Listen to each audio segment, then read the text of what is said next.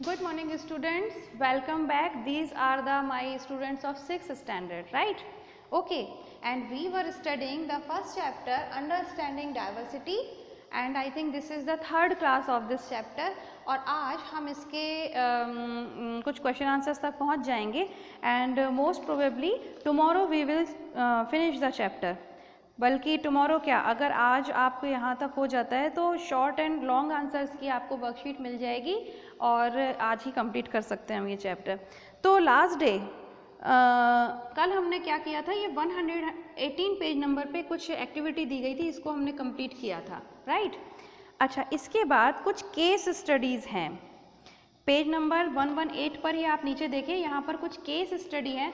All दो your chapter is completed, मतलब उसकी जो थ्योरी है वो कंप्लीट हो गई है, लेकिन अभी हम कुछ और भी पढ़ेंगे. इसमें हमारे पास ना एक्स्ट्रा नॉलेज के लिए कुछ दिया गया है और डेफिनेटली क्वेश्चन आंसर्स में है इसके बारे में. तो this is also important part of your chapter. Kerala बहुत सारे लोग शायद जाके आ भी गए होंगे और केरला बहुत ही सुंदर जगह है साउथ इंडिया में, है ना. वहाँ का मौसम और वहाँ की जो नेचुरल ब्यूटी है वो बहुत ही इनकम्पेरेबल है. तो हम थोड़ा देखते हैं इसमें. Kerala lies on the southern western coast of India. सभी को पता है कि सदर्न वेस्टर्न कोस्ट पर पाई जाता है ये केरला सिचुएटेड, है ना. ये जो नीचे अपना इंडिया का पार्ट है तो साउथ वेस्ट की तरफ है, इस तरफ है केरला, सभी लोगों को पता है. तो इसको हम कहते हैं southern western coast of India, क्योंकि यहाँ पे सारे में समंदर है.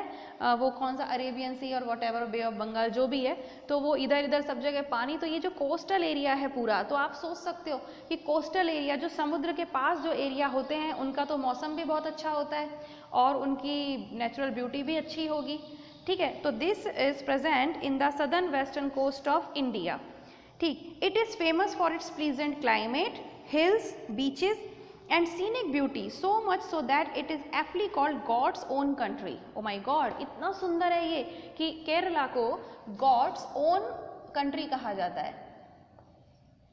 केरला is known as, जैसे कि भगवान की खुद की ये देश हो, भगवान की खुद की जगह हो ये रहने की, इसको इस तरह से कहा जाता है, ठीक है.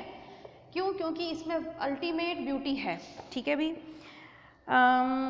It is the first state in India to have 100% literacy rate. Wow, this is another quality of Kerala कि वहाँ पे 100% लिटरेसी रेट होती है, यानी कि सब लोग पढ़े लिखे हैं, वहाँ पे कोई भी ऐसे अनपढ़ गवार नहीं होता. और बाकी किसी स्टेट में, हमारा राजस्थान भी कोई खास अच्छा नहीं है, हमारे राजस्थान में भी बहुत सारे लोग आज भी ऐसे हैं जो कि लिटरेट नहीं है, जो पढ़े लिखे नहीं हैं बिल्कुल, ठीक है. Christians, Hindus, Muslims and people belonging to many other faith live there.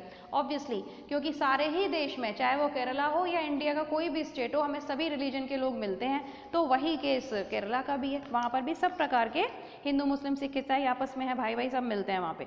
It is situated between the Arabian sea and the western ghat, ठीक है. तो यहाँ पर अरेबियन सी है और वेस्टर्न घाट्स के बीच में ये प्रेजेंट है, ठीक है ना. तो ये आप जब ज्योग्राफी में पढ़ोगे तो अपन डिटेल में पढ़ लेंगे इसको. अभी आप सबको पता है कि केरला कहाँ है, आप सब ने इंडिया के मैप में उसे देखा हुआ है.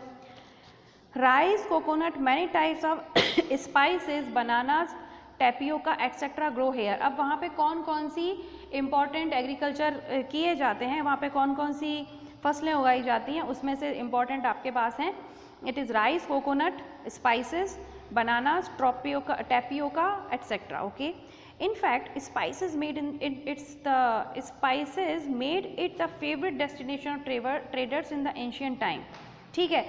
बल्कि ये है कि स्पाइसेस ऐसे वैसे स्पाइसेस नहीं मिलते हैं वहाँ पे. जो पुराने ज़माने में जो ट्रेडर्स आया करते थे, जो मर्चेंट्स आते थे, वो उनकी फेवरेट जगह होती थी केरला. वो सीधे वहाँ जाते थे, किसके लिए? स्पाइसेस के लिए स्पेशली. वहाँ पे जो मसाले होते हैं उनका टेस्ट ही अलग होता है, ठीक है, क्वालिटी है भाई.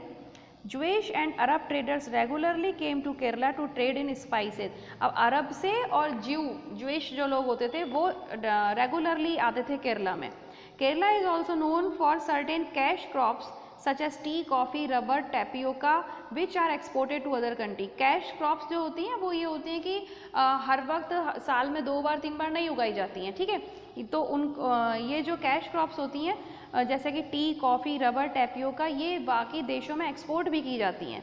Fishing is also an important occupation. Definitely जब कोस्ट पे है, जब अरेबियन सी के पास है, केरला कोस्ट पर सिचुएटेड है, तो वहाँ पे फिशिंग करना तो इम्पॉर्टेंट है ही, बहुत नॉर्मल होगा।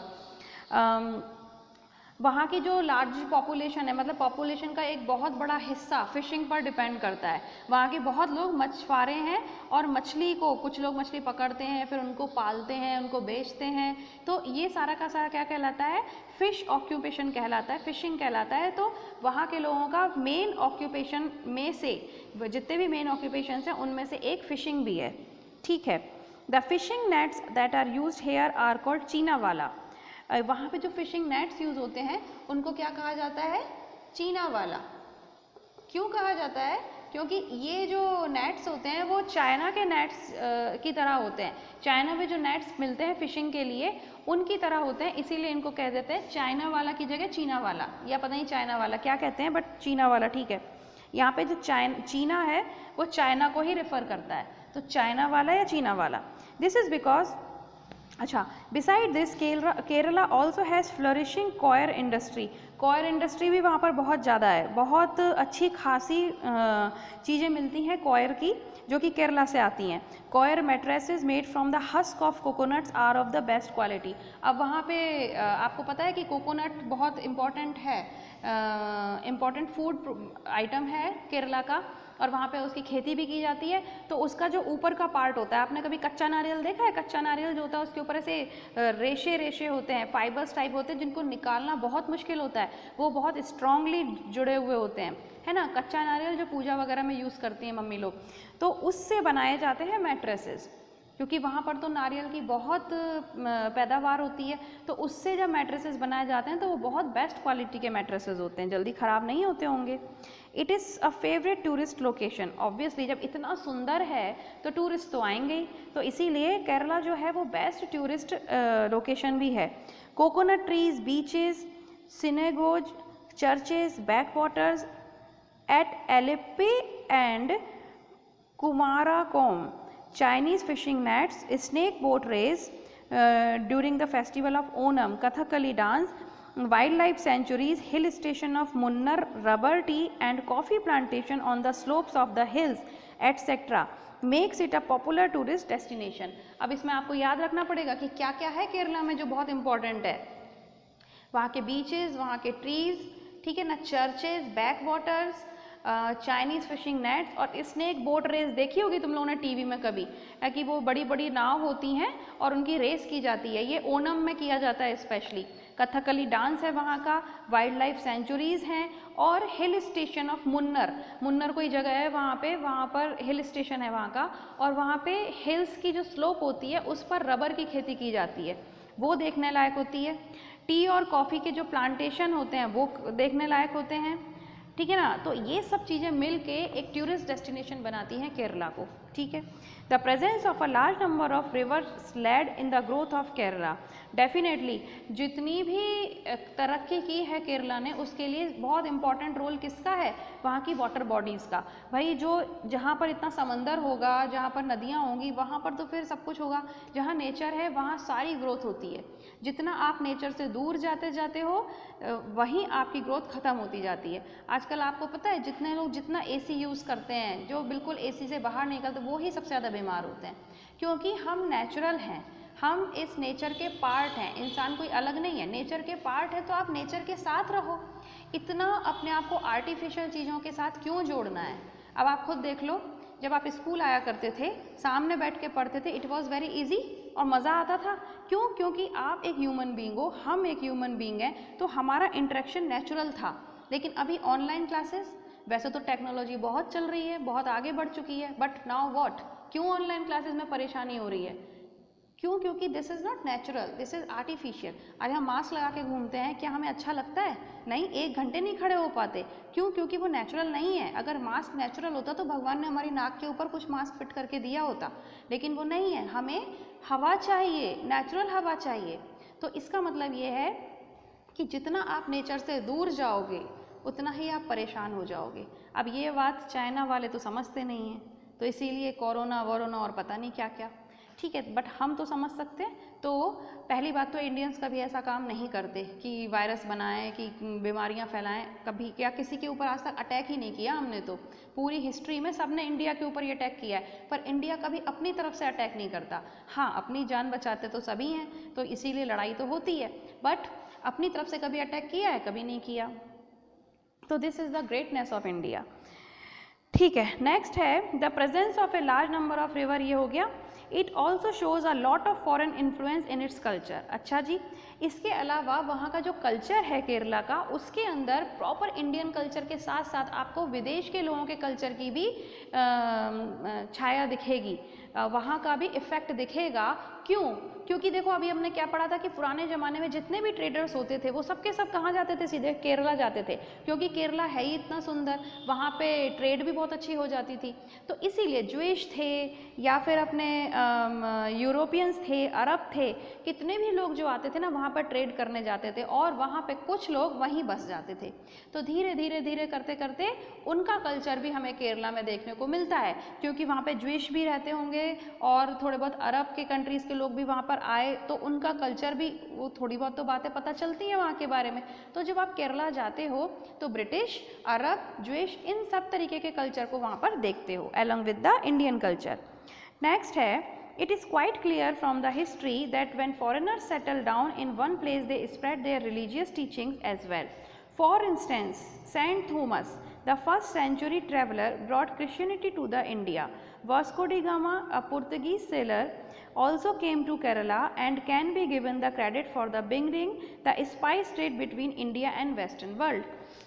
तो जैसे ट्रेडर्स आए, तो क्या कहते हैं, जब ये ब्रिटिश आए थे तो कोई सेंट थॉमस थे, उन्होंने सबसे पहले वहाँ पर आकर क्रिश्चियनिटी के बारे में बताया कि चर्च क्या होता है, जीसस क्राइस्ट क्या होते हैं, क्रिश्चियनिटी क्या होती है।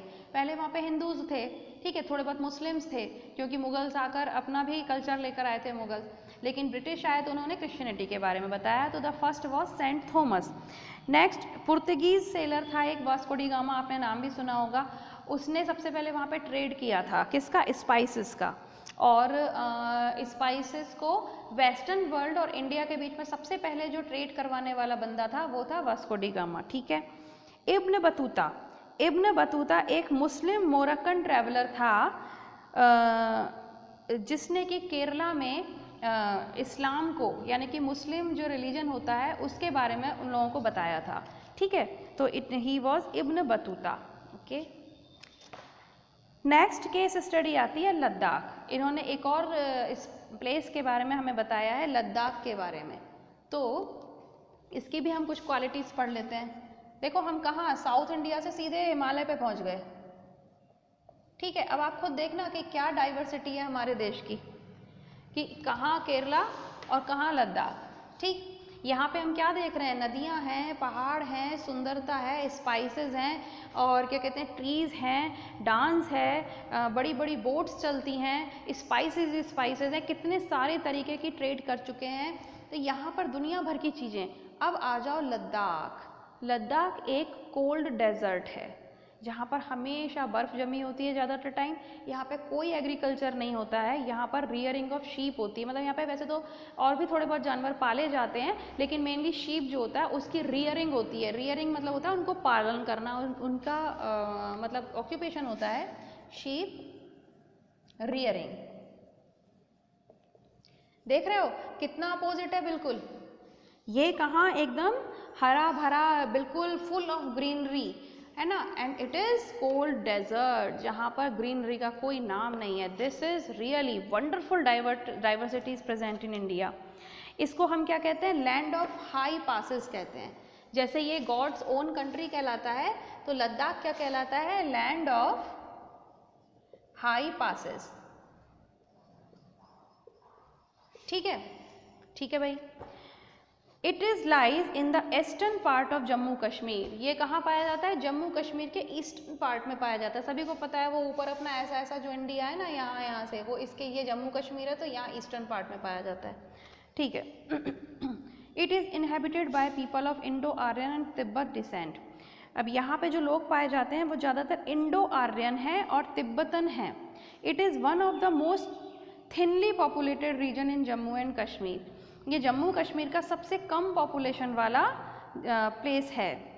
Ladakh is a cold desert with Leh being its largest town, Ladakh में कोल्ड डेजर्ट है, जैसे राजस्थान डेजर्ट है लेकिन ये कोल्ड नहीं है, ये हॉट डेजर्ट है, यहाँ पे गर्मी होती है और वहाँ पे सर्दी सर्दी होती है। और उसमें भी सबसे जो वो है वो लेह है, लद्दाख में जो लेह पार्ट है वो सबसे ज़्यादा बड़ा टाउन है इसका, और it is covered with snow in most of the seasons in a year, ज़्यादातर पूरे ईयर में यहाँ पर से बर्फ़ ही होती है देखने के लिए। बहुत कम बारिश होती है और इसीलिए वहाँ पे प्लांट्स तो उगने से रहे। तो ज़्यादातर क्या होता है इस कोल्ड डेजर्ट में, कुछ ही प्लांट की ऐसी स्पीशीज़ हैं जो उगती हैं वहाँ पे, बहुत कम वेजिटेशन पाया जाता है और जनरली वो रियरिंग ऑफ शीप करते हैं, यानी कि भेड़ बकरियों को पाल पाल के ही इनका काम चलता है। अच्छा, sheep from Ladakh region produce a world famous pashmina wool. Okay, अब ये लोग जो ये भेड़ पालते हैं, शीप पालते हैं, इनसे ये बनाते क्या हैं, ये बनाते हैं वूल, ठीक है। और आपने सुना होगा कश्मीरी जो वूल होती है वो बहुत गर्म होती है, भाई ज़रूरत भी है वहाँ पे। देखा, नेचर जितनी डाइवर्सिटी दिखाता है उसके हिसाब से वो चीज़ों को अरेंज भी करता है, मैनेज भी करता है। अब यहाँ पे इतनी ठंड है, इतनी स्नो है, तो ऑब्वियसली कपड़े कैसे होंगे, वुलन होंगे। और आपने देखा होगा पश्मीना एक करके होता है, PASH नॉट C। आप कभी देखना पश्मीना वूल, पूछना अपने पेरेंट्स को, वो सबसे महंगी, बहुत ही सुंदर और बहुत ही गर्म होती है। अगर आप कश्मीर जाकर कपड़े खरीदो कभी वुलन्स, तो वहाँ पर अगर आप पश्मीना शॉल होते हैं, पश्मीना सूट होते हैं, वहाँ की जो पश्मीना वूल से बना हुआ कुछ भी होता है, स्कार्फ्स वगैरह, वो बहुत ही सुंदर होते हैं और बहुत गर्म होते हैं, ठीक है। ये वर्ल्ड फेमस है, ठीक है। और most families own goats, cows, yak cows also known as dzos. कुछ फैमिलीज़ के पास शीप के अलावा वहाँ पे जो जानवर पाले जाते हैं वो उनमें काउज़ हैं, याक काउज़ हैं, गोट्स होते हैं, और याक काउज़ को कहते हैं जोज़, DZOS, जोज़ भी कहा जाता है, हमने तो कभी देखे नहीं। People's diet include meat and milk products, definitely. अब जानवर ही जानवर हैं, पेड़ पौधे तो है नहीं, तो वहाँ के लोग ज़्यादातर क्या होते हैं, नॉन वेजिटेरियन। वहाँ पर वेजिटेशन है ही नहीं, तो लोगों को क्या खाना पड़ता है, मीट या फिर मिल्क प्रोडक्ट्स, क्योंकि काऊ वगैरह है ना, काउज़ हैं तो मिल्क तो होता है, तो इसीलिए। अब एक बात बताओ, अब कोई कहता है कि वेजिटेरियन अच्छे होते हैं, नॉन वेजिटेरियन बुरे होते हैं, क्यों भाई? जहाँ पर वेजिटेशन नहीं है वहाँ के लोग कहाँ से खाएंगे गेहूँ की रोटी और सब्जी, कहाँ से लाओगे वेजिटेशन? इसीलिए ऐसी बातें करना नहीं चाहिए। कोई भी अच्छा बुरा नहीं होता है, किसी के खाने से आप किसी को अच्छा बुरा नहीं कह सकते हो, ठीक है। जब हम कोई गलत काम करते हैं, किसी को धोखा देते हैं, किसी का कोई नुकसान करते हैं, वो अच्छा और बुरा होता है। तो इसीलिए कोई नॉन वेजिटेरियन है या कोई वेजिटेरियन है, इससे उसके अच्छे और बुरे होने का कोई मतलब नहीं होता, वो तो डिपेंड करता है कि वो किस जगह रहता है, ठीक है ना।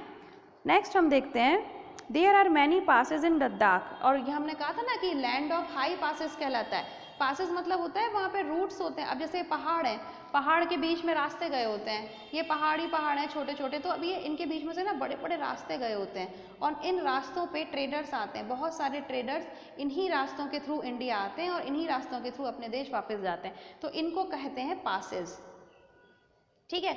तो बड़े बड़े पासेज हैं, रूट्स हैं, जहाँ से कि ट्रेड होती है, ट्रेडर्स आते हैं। और इसके अलावा बुद्धिज़्म समझते हो क्या होता है? जैसे हिंदू धर्म होता है, मुस्लिम धर्म होता है, क्रिश्चियनिटी होती है, सिख होते हैं, इसी तरह से कुछ लोग बौद्ध होते हैं। महात्मा गौतम बुद्ध जो थे,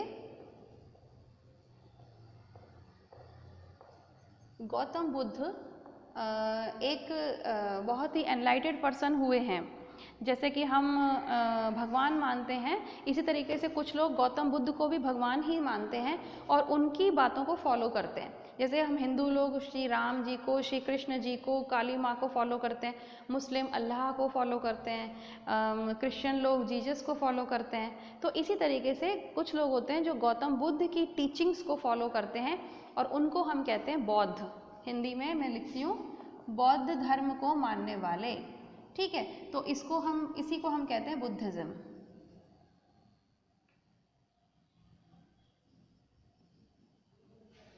ठीक है। तो द फॉलोवर्स ऑफ बुद्धिज़्म। अब ये जो बुद्धिज़्म थे, वैसे तो गौतम बुद्ध इंडिया के ही थे, लेकिन किसी कारण से अब जब वो बड़े हुए तो क्या कहते हैं, उनका जो ये रिलीजन है वो और भी कंट्रीज़ में गया। तो ये जो पासेस थे ना, इनके थ्रू ही ये फॉलोवर्स जाया करते थे और बुद्धिज़्म को दूसरे देश के लोगों को बताया करते थे कि you can follow Gautam Buddha and you can follow Buddhism, तो आप अपनी लाइफ को अच्छे से जी सकते हो। तो मतलब इस रिलीजन्स में जो जो बातें कही हैं उनको दूसरे देशों के लोगों तक पहुंचाने के लिए जो ट्रैवलर्स होते थे या इनके फॉलोवर्स होते थे वो इन पासेस से बहुत जाया करते थे। तो इन पासेस के थ्रू ही जो बुद्धिज़्म है वो तिब्बत में, नेपाल में वगैरह जगह पर बहुत सारी कंट्रीज़ में पहुंचा है। ठीक है, तो ये हम कह सकते हैं कि ये जो पासेज हैं वो कितने इंपॉर्टेंट है, ट्रेडर्स के लिए भी इम्पॉर्टेंट हैं, रिलीजियस ट्रैवलर्स के लिए भी इम्पॉर्टेंट रहे हैं। ठीक है, okay. This place has a rich oral tradition of songs and poems. यहाँ के लोगों को गाने का बहुत शौक होता है, यहाँ की अलग ही ट्रेडिशनल सॉन्ग्स और पोएम्स होती हैं, सच में बहुत अजीब अलग होती हैं। अजीब इन द सेंस कि अपन ने हमारे यहाँ पे जो सॉन्ग्स चलते हैं राजस्थानी भाषा में तो वो एक अलग होता है, कभी सुन के देखो लद्दाख लेह के लोगों के, वहाँ के इंस्ट्रूमेंट्स अलग होते हैं, वहाँ के पूरे सॉन्ग्स अलग होते हैं। People of Ladakh also perform local version of Kesar saga and the Tibetan national epic. अब वहाँ पे कोई तिब्बत में कोई नेशनल एपिक है, जैसे हमारे एपिक्स है ना रामायण और महाभारत, इनको एपिक कहा जाता है, सागा कहा जाता है।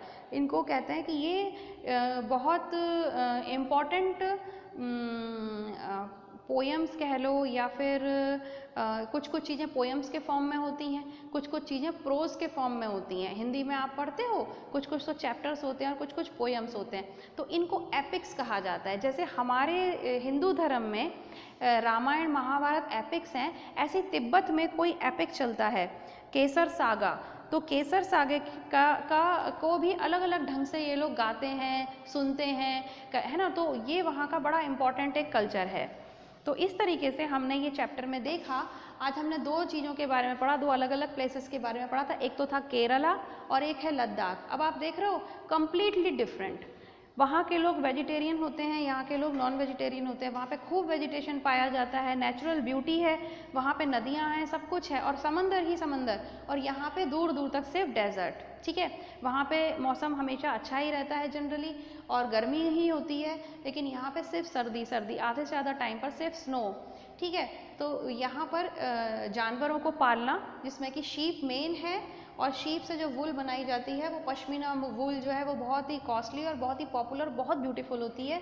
यहाँ पर जो अलग अलग और भी जानवर होते हैं, जैसे कि गोट होती हैं, जोज होते हैं, तो इनके कारण यहाँ के जो लोग होते हैं वो नॉन वेजिटेरियंस जनरली होते हैं। यहाँ पे पासेस पाए जाते हैं, इसके थ्रू ट्रेडर्स भी आते हैं और रिलीजियस ट्रैवलर्स भी आते हैं और जाते हैं। तो ये देखो कि दोनों ही चीज़ें कितनी अलग अलग हैं, लेकिन दोनों ही प्लेसेस अपनी अपनी जगह पर इम्पॉर्टेंट है ना। यहाँ पर भी हमें कितनी सारी चीज़ें मिल रही हैं और केरला में भी हमको टूरिस्ट के कारण कितना अलग अलग चीज़ें देखने को मिलती हैं। तो कहने का मतलब ये ही कि सब चीज़ें सिर्फ डाइवर्स होती हैं, हर चीज़ अलग अलग होती है नेचर में, इंसान भी सिर्फ अलग अलग होते हैं। अब आप सोचो, कोई बोलेगा कि लद्दाख बुरा है, केरला अच्छा है, तो इसमें कोई अच्छाई बुराई की बात है क्या भाई? अलग अलग हैं, बस डिफरेंट है। अदरवाइज लद्दाख भी अच्छा है, केरला भी अच्छा है, लद्दाख में भी अच्छे लोग हो सकते हैं और बुरे भी हो सकते हैं, और केरला में भी अच्छे और बुरे लोग हो सकते हैं। तो इसमें केरला और लद्दाख कुछ नहीं कर सकता, बस उनकी इन्वायरमेंट, उनकी क्लाइमेट डिफरेंट है, इसीलिए वो डिफरेंट हैं, डाइवर्स हैं, but they are not good और बैड। इसी तरीके से ह्यूमन बींग्स में भी होता है कि अगर कोई हिंदू है, मुस्लिम है, क्रिश्चियन है, सिख है, बौद्ध है, तो वो डिफरेंट हो सकते हैं, पर इसके लिए उनको अच्छा या बुरा करने की कोई बात नहीं है। ठीक है, तो इस चैप्टर में हमने पूरी तरीके से डाइवर्सिटी को समझा है ना। We have understand diversity completely, और हम इस कंक्लूजन पे पहुंचते हैं कि in a diversity there is a unity, और डाइवर्सिटी को अगर हम अच्छी तरीके से एक्सेप्ट करते हैं, एक अच्छी समझ के साथ एक्सेप्ट करते हैं, तो it will make wonders, it will give you the life.